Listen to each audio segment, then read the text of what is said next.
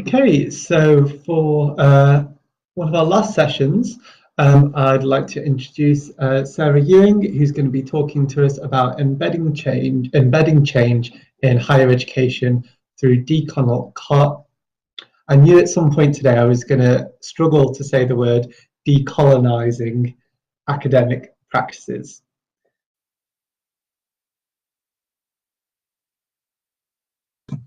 Okay, over to you, Sara. Hello, I'm just going to show you my webcam just to start because I find it a bit strange to speak to somebody who I have never seen before, but then I'm readjusting to this new virtual world. So hello, now I'm going to turn it off again so you can see my slides more clearly. As Darren has said, my name is Sara Ewing. I'm a lecturer in English for academic purposes at Goldsmiths. And I've put together this presentation on embedding change in higher education through decolonizing practices, which is a program of work that I have developed over a few years, but really in the context of my educational and professional background. I've got a long history working in community organizations, particularly in organizations that make an effort to improve access to education for marginalized and stigmatized populations. So I've worked quite a bit with immigrant populations, migrant workers, and people who are engaged in some way with the criminal justice system. Moving through applied linguistics, public policy research methods, and now in my role at Goldsmiths, I'm a lecturer in English for academic purposes. But I do that as well as teaching academic skills. Now, in practice, there is really an artificial differentiation. Institutionally, English for academic purposes is differentiated by its focus on international students, whereas academic skills are intended to focus on home students. Now, the separation between those is artificial because it assumes that there's a particular level of academic skill or knowledge or awareness, English level, that necessarily accompanies someone who has either home or international status, which in practice is just not accurate.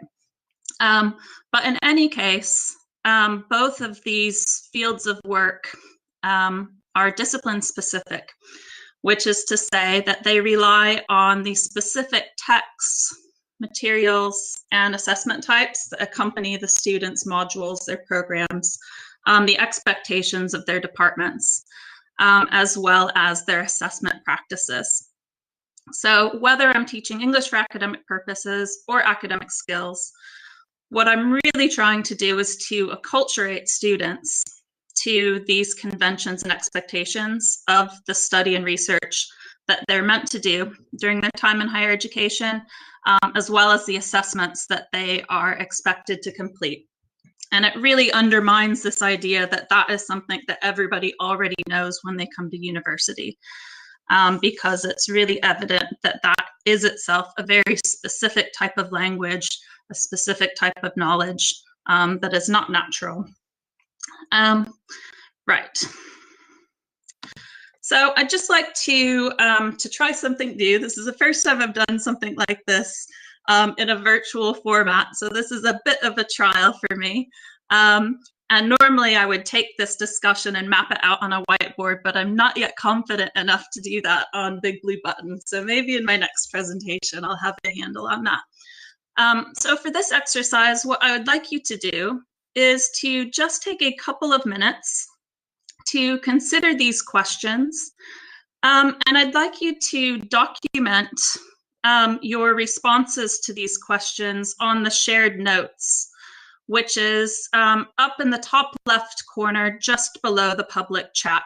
So if you click on shared notes, it'll open up something that looks like the public chat, but is shared notes, which will allow you to create a collaborative document that will build on throughout this session. So what I'd like to do is, instead of creating a documentation of these ideas and responses on a whiteboard where I do that work, I'd like to turn that work over to you to just create a list of any responses that you can think of, any answers to these questions that jump to your mind.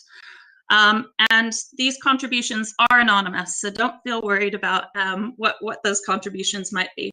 So if you can just take 2 minutes to write as much as you can on these shared notes, and then I'll come back to your responses in 2 minutes.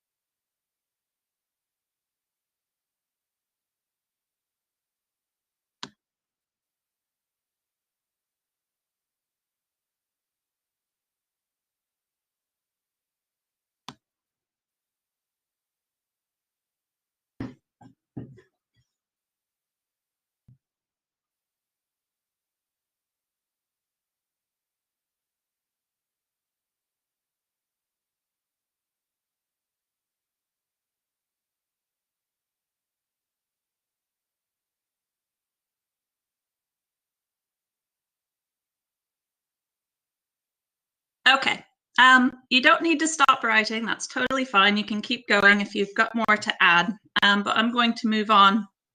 I'm really pleased with how this is progressing because I've never actually seen this in practice before. So it's really great to be able to see all of the different ideas in relation to what research is, what it's for, who is doing it, and who makes these decisions. Because really what this is doing is engaging with the levels of knowledge construction, or really demonstration of awareness of knowledge in some cases, in many cases, that is tied to academic research and the curriculum that is developed by these sort of experts in the field, and then where their legitimization comes from, and engaging with this really circular process of legitimizing particular types of knowledge and how that feeds into then the next generation and the next generation and the next generation. So what I would like to do is to move on to talking about the foundation, really, of the scheme of work that I developed a few years ago called Decolonizing Research Methods. And this was developed really on the back of these questions about what research is and what curriculum is and who is participating in that, what is considered valid knowledge, what is considered not valid knowledge, what kinds of readings or theories students are able to engage with and then to use in their assessment practices. And it's on the back, really, of teaching a module called Critical Moments in Western Thought, which is a philosophy module that traces the development of academic theory, essentially, through modernity and then through postmodernity.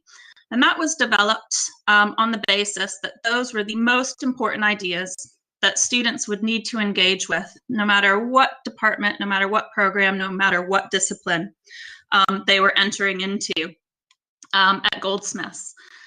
And I would often get questions from students once I moved on to teaching discipline-specific writing classes. And they would ask me, they would say, can I use this theorist from my home country? Does this count as an academic resource? Will I get marked down if I use this set of ideas in my essay rather than the ones that are on my reading list for my module? And very often, my answer was, I don't know. I don't know if you'll get marked down for using those ideas and those theories, in part because I don't know if the lecturer or the marker will recognize them or accept them as a credible foundation for developing a particular argument. And I saw on one of the shared notes about what research is that you like to write about something that interests and or annoys you.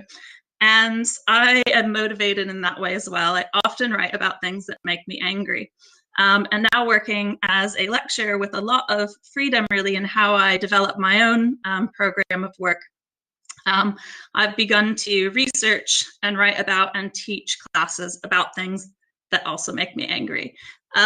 And so this is one of the reasons why I developed this program of study, on the back of my own interests, but also, importantly, on the back of so much feedback from students that really told a problematic story about how knowledge is validated in higher education. So the general principles and aims of this program of work is to really generate and reflect on the ideas and the experiences of the students themselves. So this is about creating a space where we can come together and discuss personal experiences that have informed students' ideas and interests in their own research practices. And this involves really not formally, fairly informally, discussing what kinds of attitudes and assumptions are involved in the programs of study that they're engaged with, and how that impacts the choices that they make in their own academic practices. A key element of this is to ensure that the writing and the ideas and the theories that we're engaging with in those classes comes from someone who is highly unlikely to appear on a traditional reading list. And then to take the combination of these ideas, both created by the students in the classroom and from the texts that we're engaging with, and to really pick apart and analyze our own values in relation to the ideas that have emerged in that space. So there are, oh, the formatting of this is gone, but that's okay, you can still see it. So there are 10 different themes for the workshops, and they're intended to not be really discipline specific, but really to address some of the sort of fundamental perspectives or social categories or relationships that might underpin any program of study and inform the context in which ideas are being analyzed and applied to different practical contexts. So anybody from any program, any level of study can attend any of these classes. There are no restrictions in that way. So we get students from foundation level through PhD level, and sometimes visiting lectures as well. Right. So theoretically, the basis of these classes is one of epistemic disobedience. Now, I quite like that expression, which is why I've chosen it, because I like the idea that you are sort of almost petulantly, but not really, disobeying the standards that you have been taught throughout your entire educational experience. So this is about considering what the norms are that inform those processes and really disrupting them to the extent possible, but also by critically responding to them. So it's about not only disruption, but it's also about that critical response. So it's about deconstruction, but also about reconstruction. And in order to do this, it means highlighting the epistemological foundations of Western academia, and therefore picking out what is considered to be assumed. So what do we assume to be true? What do we assume to be the foundation? What do we assume to be the starting point? And in that way, challenging those hierarchies of legitimacy that are embedded in our practices of constructing and perpetuating particular forms of knowledge. There's another expression that I quite like, and I like the word play here, that involves rewriting and rewriting, in the emphasis that it has on the way that we validate knowledge through written practices, as if that is the only credible source of knowledge, but also the way that it attempts to redress the imbalance of who is visible in the way that we physically and intellectually organize knowledge, who is permitted to speak, who is not permitted to speak, how that impacts the construction or the creation of knowledge and meaning, and how this dynamic is inextricably related to all of the ideas, experiences, values, relationships, individuals, groups, and the way that they relate to each other. So how is it that we can reconsider and perhaps enable the inclusion of a much wider range of these areas? Okay, so in the classroom, pedagogically, it's very flexible because I do not use any PowerPoint slides or prepared talking points. Everything is focused on the ideas and experiences that emerge from their students. And the only thing that I offer is a facilitation of particular tasks to generate links and ideas, to promote discussion, to manage that discussion because it can get quite personal as well. There can be quite a bit of conflict and disagreement, which I think can be positive and sometimes is not quite so positive. It has to be managed in a different way. And then to map out these discussions on the whiteboard so that students have a visual representation of the discussions that are taking place, as well as the development of links between them. And then they can take away that image with them once they leave the classroom. So the purpose of this then is to really change the dynamic of the classroom, where traditionally the lecturer sits at the front as the authority, as the expert on the topic. And it recenters then that dynamic and those interactions to prioritize the contributions of the students and really to ensure that everyone in that space, that their contributions have equal value, rather than deferring to me as the person who will offer an answer. because in those spaces, I do not have any more of an answer than anybody else. So in this way, these classes are really actively co-produced. And every class is different. Then there's some classes I have taught 8 times, and every single time it's completely different just because of who is in that space, what they're thinking about at the time, what they want to contribute, what they feel like they can contribute, and then how those ideas become mapped out on the whiteboard.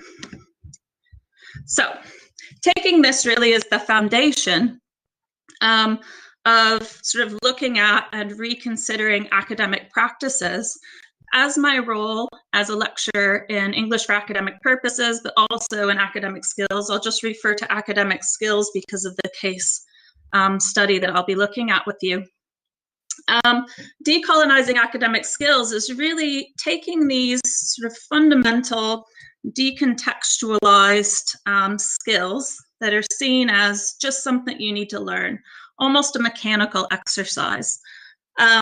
Reading, writing, you just need to learn how to do that, and then you will be a great student and you'll be able to produce the essay that your tutor wants to read. So it takes that as a foundation, that assumption as a foundation. But as an approach, it instead begins by interrogating what those disciplinary expectations are for that module.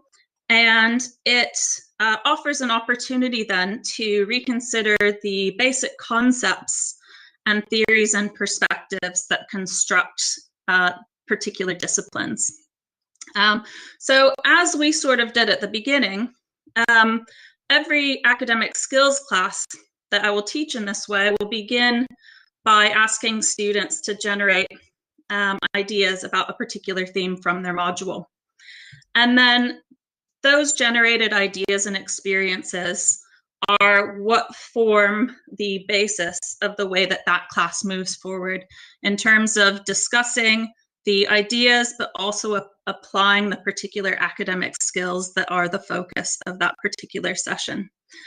So this will always involve then taking a text that is not on their reading list and using that to develop and consider the ideas and assumptions and values that they have presented in relation to the theme, but also it gives a practical foundation then for identifying the way that those assumptions and values are embedded in the curriculum that they are normally engaging with.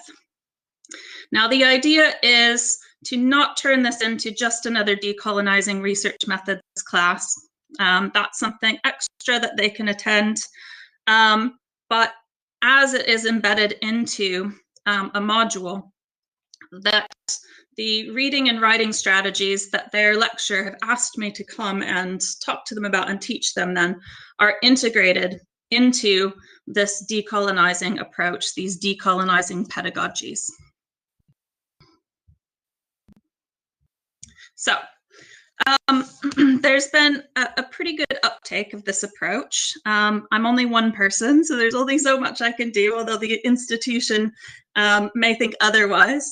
But there have been a number of different programs and modules who have been interested in using this approach to teaching academic skills. And the one that I'm going to talk to you about is 21st century legal skills. This last year was the first year of the new law program at Goldsmiths, and the head of the department approached me to do guest lectures on their 21st century legal skills module, teaching academic skills. And we negotiated a different approach, a unique approach, which was to take a decolonizing perspective on these classes. So I'm going to talk to you about what that looks like. But before I do, I would like to ask you to begin to feed back on the text that I gave you for the pre-reading exercise. So I'm going to ask you to go back to the shared notes, and I'd like you to respond to the questions that I asked in relation to this text. I'm going to share my screen with you so I can put that activity up again. Because if you haven't read the text, you can still address the activity from your own experience if you like, or you can read through the text and do that now. So let me share my screen with you, if I can manage to do that. Here we go, I've done it. So what I'd like you to do is to take a few minutes in the shared notes to respond to the text if you've had a chance to read it, but also to think about any other groups or individuals that you can think of from your own experience that might fit into these relationships of visibility and invisibility, center and margins, or inclusion and exclusion. So I'll just give you a few minutes to begin to construct, again, the collaborative document through the shared notes.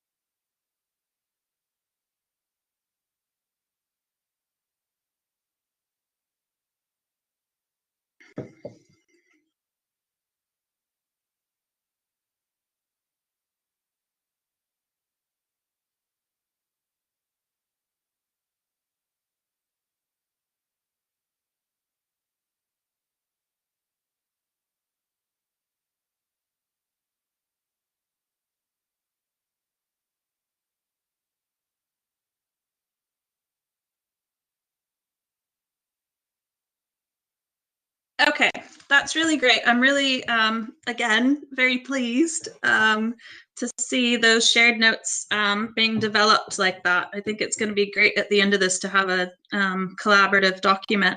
Please feel free to continue to add to that through the rest of the presentation as well, because I think it reflects a richness of engagement with these ideas from a number of different perspectives. So I'd like to take that sort of response to the text as sort of a foundation for moving into considering the way that I've approached these academic skills classes with the new law students at Goldsmiths in this 21st century legal skills, which is meant to offer them some of the key sort of foundations for research, reading, and writing as they move through their law degree. And so basically I'm offering these, what are called traditional academic skills through critical reading and critical writing, but using the decolonizing pedagogies and texts in order to do so. And the idea is to really facilitate deeper critical research and writing practices that they can use in any of their assessments. So critical reading strategies, you can find a number of different academic skills or English for academic purposes texts that will define critical reading strategies more or less in this way. And you probably recognize this from your own academic work as well. But really what this begins to do is to offer critical reading strategies as an individualized practice that is not decontextualized. It's not a series of mechanical steps that you can passively apply to any text that you engage with, but instead prioritizes the student's own experiences and areas of interest and background, and understanding of other ideas and theories and practices and practical contexts that can allow them to interpret the text in a way that is most meaningful for the individual student.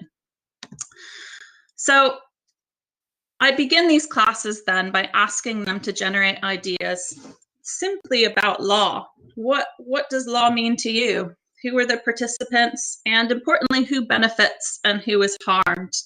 And they have an opportunity to discuss these ideas in small groups, and then we come together and discuss the ideas that they've come out with as a class.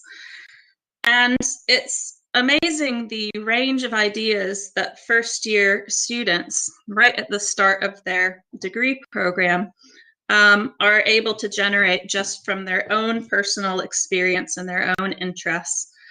And so what I do is I then take those ideas as the foundation as I move into a short excerpt of a text that's chosen specifically to break down and highlight some of the assumptions that are built into the study of law that are very often not highlighted or not emphasized or not addressed, but just taken as common sense or just the way that it is.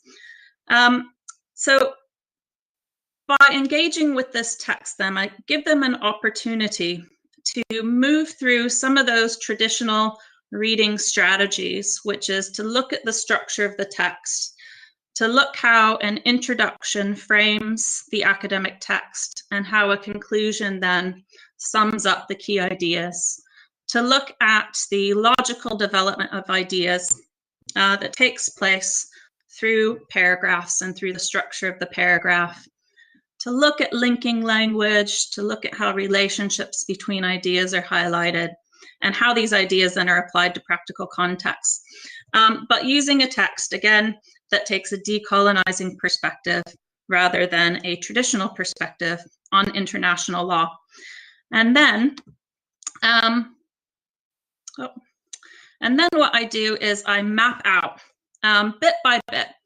So in the black, you can see I've mapped out the ideas that emerged from the original discussion that was just their own ideas and their own experiences. And then as we read through the different sections of the text, just the introduction, just the conclusion, just one paragraph at a time, the map of ideas and the ways in which the students engage with those ideas takes a visual form in front of them. And they begin to identify relationships between the ideas, their interests, their experiences that formed the basis for the discussion with the ideas as they're emerging in the text, which offers a foundation then for how they can critically engage with the ideas that they're reading for their degree program. Okay. So critical reading strategies then are the foundation for being able to write critically. So critical writing then is the next logical class that is offered in this academic skills program that's embedded into their 21st century legal skills module. And critical writing strategies, again, tend to take a fairly specific form. So what do you do with the assignment that you've been given? How is it that you begin to develop an argument that you can defend throughout that essay? What are the components of an academic essay? What are those conventions and expectations that no matter your position or your argument, you will have to show that you understand how to do in order to create a credible piece of academic writing, including how it is that you construct links in your own writing, how you analyze rather than simply describe, and how it is that you engage with and then apply evidence that will support the argument that you've set out at the beginning of your essay. So this is the foundation, this is the expectation of an academic skills class that addresses critical writing strategies.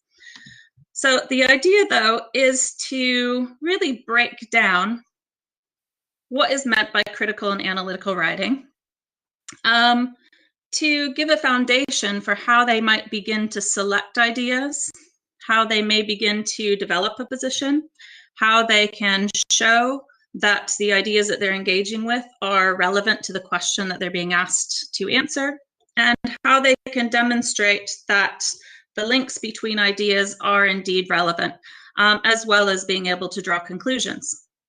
Now, this is an example essay question from the law program that really, it looks fairly straightforward. And perhaps they might immediately think about a traditional definition of power, a traditional definition of punishment, a traditional definition of authority. But what I ask them to do is to begin to really deconstruct and think about what those key words and concepts are, and to consider what, before reading about them at all, what they know already, and what they think they might need to learn more about. But importantly, to consider what they really think about it, whether they agree with it, whether they disagree with it, whether they are offended by it in some way, whether they have some sort of relevant experience or an example that comes to mind, and to use that then as the basis for deconstructing the question that they're being asked to address. And this involves considering agreement and disagreement sort of as a basic response, but then thinking about why they might agree or disagree with the proposition that's contained in the question. And disagreement then, or agreement really, might also involve considering the reasons why, and really detailing what exceptions or alternatives to a more standard answer might be. So this is the map of ideas then that the students came up with in response to this question. And it began by students sort of reciting things that they had been taught about what power is, about what authority is, about what punishment means. But as the discussion continued, it began to deepen and broaden to talk about different types of power, different types of authority, but also to come back to this idea about who it is that is involved in these processes, and to think about specific examples of individuals or groups that might be considered exceptions or alternatives, but also who might be harmed and who might benefit from these dynamics as well.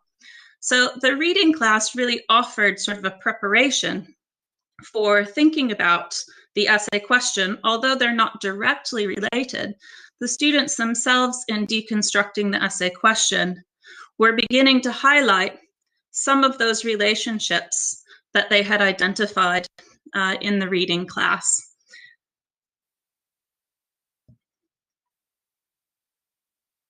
So in maintaining that link, to really highlight the necessary relationship between the critical reading that they're doing and then the critical writing that they'll need to produce, we explicitly engage then with the ideas that they had mapped out in the previous class in order to begin to construct the relationships, to identify the patterns, and to think about how they might then apply their own interests and their own experiences to the argument that they would need to construct in order to answer the essay question. So that was just sort of an example of one of the ways in which I have tried to integrate the decolonizing research, decolonizing academic practices, decolonizing pedagogies, decolonizing theories approach to teaching academic skills classes. So importantly, this involves working directly with departments in order to reorient how it is that they see academic skills provision, and to really expand the idea of what is possible in academic skills classes. I have a motto really of beginning to just work with those who are willing. And fortunately, there are plenty of people currently who are willing. And so I'm using that as a real foundation then for developing a range of different ways of engaging with different disciplines and departments. But this is based, again, on prioritizing and integrating the interests and experiences of the students. And to really prioritize through teaching academic skills how to engage with and explore. I use the word alternative, which I don't like because that necessarily positions these ideas and theories as exceptional or different. But in the context of the focus of the theories, the basic theories of higher education, I think it fits to explore these alternative explanations and to ultimately influence the curriculum, the pedagogy, and the assessment practices. And for this 21st century legal skills module, a significant part of their assessment for that module is based on the classes that I teach. So that has begun to be a normalized part of the new law program at Goldsmiths. And ideally, that will then begin to affect the curricula of other modules as well in the law department. So another way in which I've been really fortunate to work with how these academic practices can be reoriented and changed across the university is working with a working group called Liberate Our Library. And I had never worked in a library before the academic skills team was moved into the library. So there's a lot that I had no idea about, what librarians do, what the different streams of work. I didn't know anything about that. And I was fascinated to discover just how much specialized knowledge is involved and the values that are attached to these different areas of work, and how much impact all of these different roles can have on the ways in which students recognize, identify, access, and engage with the knowledge that is, that is organized physically in the library space, but also involves this intellectual organization of knowledge, and what is included and excluded, what is made visible, what is left invisible, what is easy to access, what is not easy to access. So what we've done really is to work together to create the ability for students to more easily access decolonizing resources, to be aware of different activities and campaigns that are taking place, and to really facilitate their ability to find and engage with resources that probably are not appearing on their reading lists, not yet. That's another effort on its own.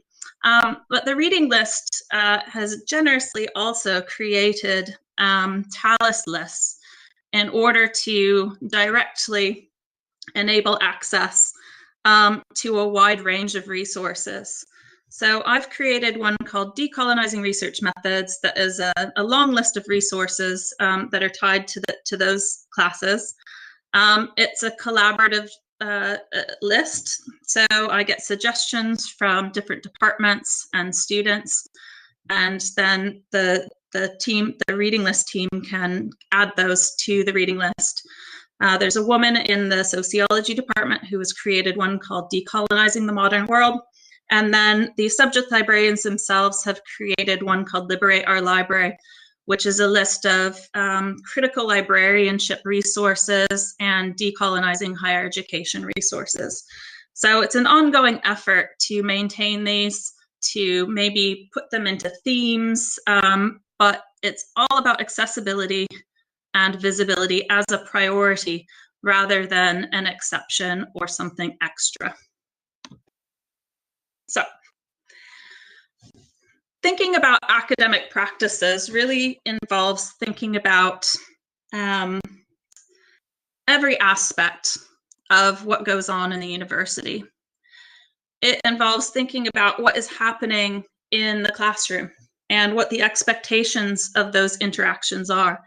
It involves thinking about how the curriculum of different modules and programs is created, and how that perpetuates particular historical and ideological orientations and values and assumptions about what is considered legitimate and illegitimate. It involves considering how what we see to be knowledge is classified and categorized, and how that impacts how we access and use knowledge, and how that is then applied to different contexts, both in and out of the university. And it involves considering how these epistemological hierarchies are perpetuated through the expectations and conventions of assessment, which tends to rely largely on researched essays. So in order to do this, in order to really sort of embed these and normalize decolonizing efforts into our engagement with academic practices, I really see this as an intervention that is absolutely necessary. That is not something that's just an extra if you have time, if you haven't already worked 40 hours that week, if your boss permits it, but maybe only in your free time, but that it's a necessary intervention into the academic practices of the university, which involves reconsidering how we classify knowledge, how we decide what can and cannot be used in the classroom and in the assessment practices. And this involves then disrupting, really highlighting and disrupting the hierarchies that are assumed to just be normal, that's just the way that it is, to disrupt the expectations and hierarchies of research writing, how we develop curricula, how we teach classes, and how those are assessed as well. And this really begins, I think, with well, maybe not begins, maybe this is an ongoing process. It depends on the reimagination of social identities and relationships. And it encourages students then to engage with ideas and construct meaningful knowledge that they can see and recognize as representing and validating themselves and their own lives. So I've just included here some references from the sources that I cited in the presentation. But that is all I have to say. I'm happy to take questions if Darren is interested in fielding those. I certainly am. I was just saying to Sarah when you guys are filling in the share notes, I don't think I've ever seen people in an online learning situation. This is somebody who does a lot of online teaching and has spent pretty much the last 2 years doing an MA online. People engage so well with an activity like that and a collaborative activity. So it was fantastic to see, and I think it's great intersection between like the content and loads of interested people. So if anybody does have any questions, feel free to either post them on the public chat if you don't mind them being attached to your name, or if you want to private message them to me, I will read them out on your behalf.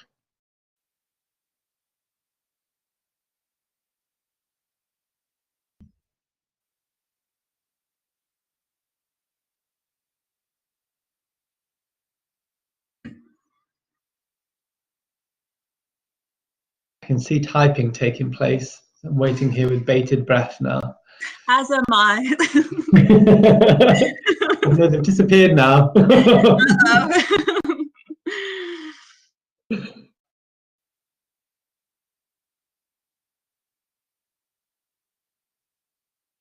Oh, lovely comments are also really nice. Oh, thanks. Just while we're waiting for those to come through, Sure. Sarah, one thing that was sort of occurring to me, and I know this is something that very often comes up whenever we're talking about anything around decolonization. Yeah. But it's always interesting to get different people's perspectives. So just around what the reaction of the students are that you're working with, do they resist it? Do they accept it? Do they embrace it? What's their sort of experience as you perceive it? Yeah, it varies pretty widely. But I would say for the standalone classes, they are generally really well received, but those are students who have self-selected to attend those extra sessions. Although I do get students sometimes who come in and are expecting sort of a manual for conducting research, which is pretty much the opposite of what happens in those sessions. So it's a different type of experience, I would say, with the standalone sessions. For the decolonizing academic skills classes, there tends to be a lot more confusion about why I'm there and what I'm talking about at the beginning. Because very often it's an unfamiliar dynamic to begin by talking about just what you think.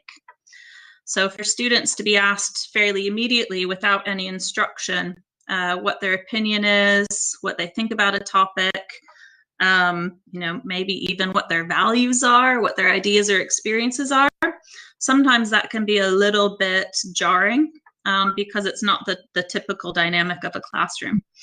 But I would say that on the whole, they tend to come around once they begin to see that actually their ideas are relevant to their program of study. Often students think that that that's not relevant, that what they really think doesn't matter. And so I think making that connection and really being able to identify that their interests and their experience actually can be used and applied to their academic research and study often then is quite motivating for them. That's great. Thank you very much. We've had another question come through, which says, Sarah, what do you think about the role of foreign language skills in the context of access to true decolonized knowledge? Is this a topic present in the discussion among academics? It's definitely a topic that is present, and it's actually one of the issues that motivated my interest in this, because I've got a background in translation and Spanish language, and thinking about the sort of way that translation into English then is a means of validating and legitimizing particular ideas and theories and perspectives is itself wholly problematic. So English language being sort of the accepted language of academic theorizing is really a significant sort of gatekeeping. I think that's probably an understatement to call it gatekeeping. But I think that is a huge problem because if you maintain that perspective, then you have already excluded most other resources that are available in other languages, especially if you're working in higher education in the UK, where very often your lecturers will require you to use resources that are published in English. So it's an unresolved tension, but it's definitely a part of the conversation. Thank you. We've got, I think, time for the last two questions that we've got in the public chat here. So we've got one which says, how do you find the right literature to support your activities? Where do you search for authors and titles with a decolonized perspective? Oh, wow.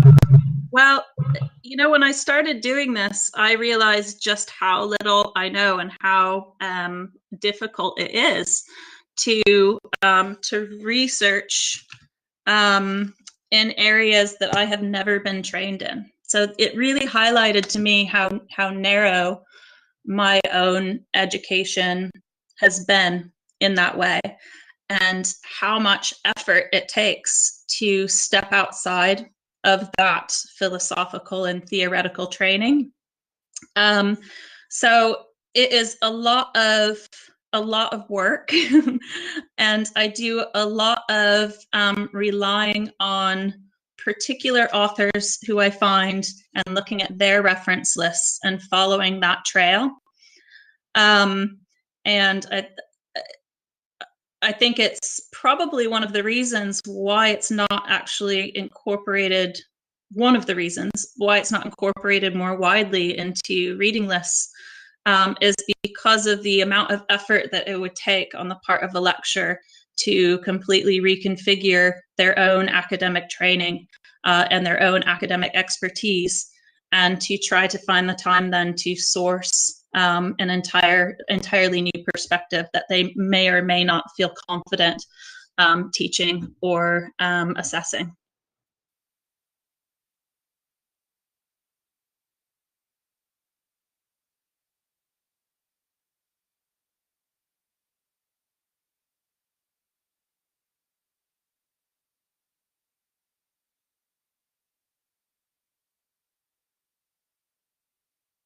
Shall I keep talking? Is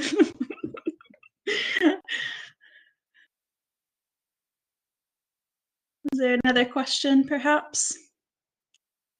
Oh, here we go. Okay. So I don't know where Darren's gone, but I'll just field this question here. It says, are academics accepting of marginalized voices in research as acceptable research for assignments? Does use of marginalized voices impact on the grade assigned by lecturers? This is another really problematic area because, and this is something I think that I sort of briefly referred to at the start of the presentation, was the students who would ask me actually if they could use research from marginalized voices or theorists who may be highly accepted in their own country but are not accepted or recognized rather, and thus not accepted here. So I think that varies really widely by the individual who is marking the assessments, which is a problem.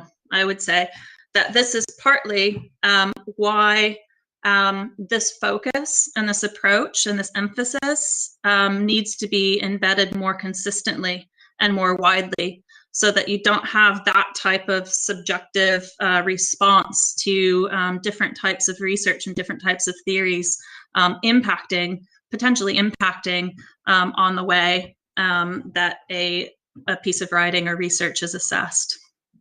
So I would say the answer is yes and no to that, unfortunately. It's a huge problem. I think it's essential that it's addressed. Thank you, Sarah. You're welcome. I'm back now. I'm okay. back. No, don't worry. I had too many tabs open. That's all right. Thank you so much for presenting with us. Apologies, I know a couple of people had some questions to ask that we didn't have a chance to get to.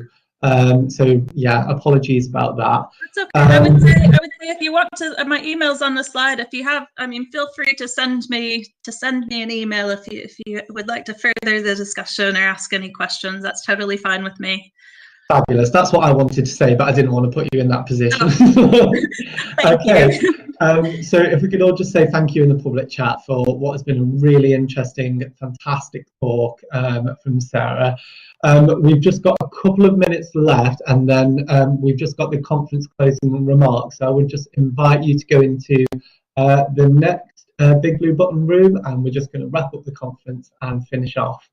Thank you all so much. I've recorded this session. I've got a record of the shared notes we've made, and I'll put those all together to present that to people afterwards. Thank you very much. Thank you. Thank you. Bye.